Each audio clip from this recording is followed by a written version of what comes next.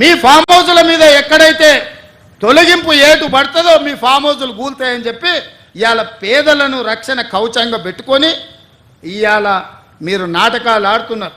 నల్ల చెరువులో ప్లాట్లు వేసి అక్రమంగా అమ్మినోడు మీ పార్టీోడు కాదా? మూసి నది ఒడ్డున ప్లాట్లు వేసి పేదలకు 10 లక్షలకు 100 గజాలు అమ్మింది మీ సన్నాసులు టీఆర్ఎస్ నాయకులు కాదా?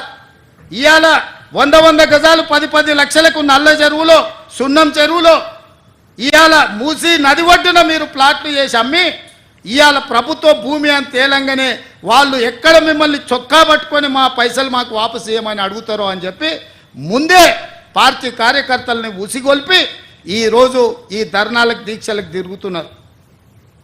ఇవాళ మూసీలో వచ్చిన వరదలు తెలంగాణ రాష్ట్రాన్ని హైదరాబాద్ నగరాన్ని ముంచేస్తలేవా?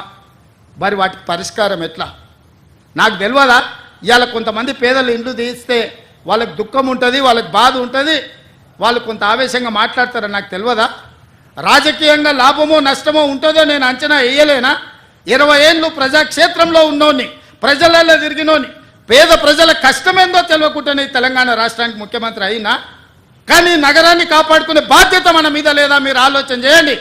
ఇవాళ హైదరాబాద్ నగరానికి తాగునీరుని అందించిన ఉస్మాన్ సాగర్, హిమాయత్ సాగర్లో బల్చినోళ్ళు బల్చి కొట్టుకుంటున్నోళ్ళు ఫామ్ హౌజులు కట్టుకొని వాళ్ళ డ్రైనేజ్ తీసుకెళ్ళి ఆ గండిపేటలో హిమాయత్ సాగర్, ఉస్మాన్ సాగర్లో కలిపితే వాళ్ళ డ్రైనేజ్ నీళ్లు హైదరాబాదు నగరం తాగాలనంట.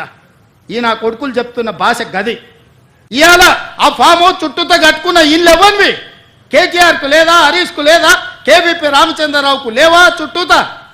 మీరు కట్టుకున్న ఇండ్ల డ్రైనేజ్ హైదరాబాదు ప్రజలు తాగునీళ్ళ కలిపి మా ఇల్లు గులగొట్టొద్దు కాబట్టి ముసుగు దొడకడానికి మూసి కావాల్సి వచ్చిందా మీకు?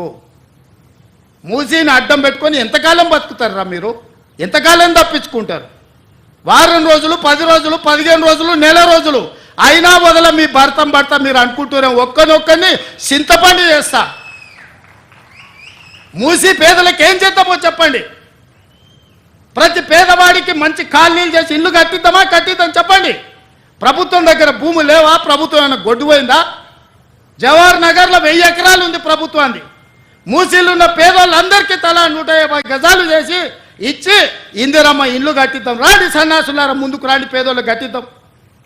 ఎవరైతే నమ్మి మోసపై కట్టుకున్నారో వాళ్ళ ఇల్లు కట్టడానికి ఎంతైందో నష్టపరిహారం ఇద్దాం, ప్రభుత్వం ఖజానా నుంచి పంచుదాం. రాండి, అందరం కూర్చొని పంచుదాం ఒకటే వేదిక మీద. ఇవాళ ఈ ప్రాంతంలో ఎంపీ ఆయన మాట్లాడుతుండు. ఇక ఆయన గురించి నేను ఎక్కువ మాట్లాడదలుచుకోలే, కానీ ఆయనకు బాధ్యత లేదా? ఎంపీకి గెలిచినావు కదా, మోడీ దగ్గర నుంచి ఏం తెస్తావు తీసుకురా.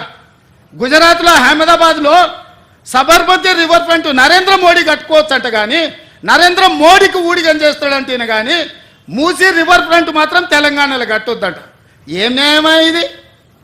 ఇక్కడ ఉన్న ప్రజలే కాదు, నువ్వు కూడా బతకనీకి వచ్చినోనివే. నువ్వు బతకనీకి వచ్చినావు, ఓట్లు వేయించుకున్నావు, ఎంపీ అయినావు, కానీ వాళ్ళు మాత్రం మూసీలు అదే మురికి కూపంలో ఉండాలనా? వాళ్ళందరినీ చక్కదిద్దాల్సిన బాధ్యత నీకు లేదా? రా, ఈటల రాజేందర్ ఇద్దరం కలిసి మోడీ దగ్గరికి పోదాం. పోయి 25,000 కోట్లు తీసుకొద్దా, మూసీలు ఉన్న పేదోళ్ళకి పంచి పెడదాం, ఇల్లు కట్టిద్దాం, డబుల్ బెడ్రూమ్ ఇల్లు కాదు మంచి కాలనీలు కట్టిద్దాం. వాళ్ళకు 40 లక్షల కోట్ల బడ్జెట్ ఉంది కదా మోడీ దగ్గర.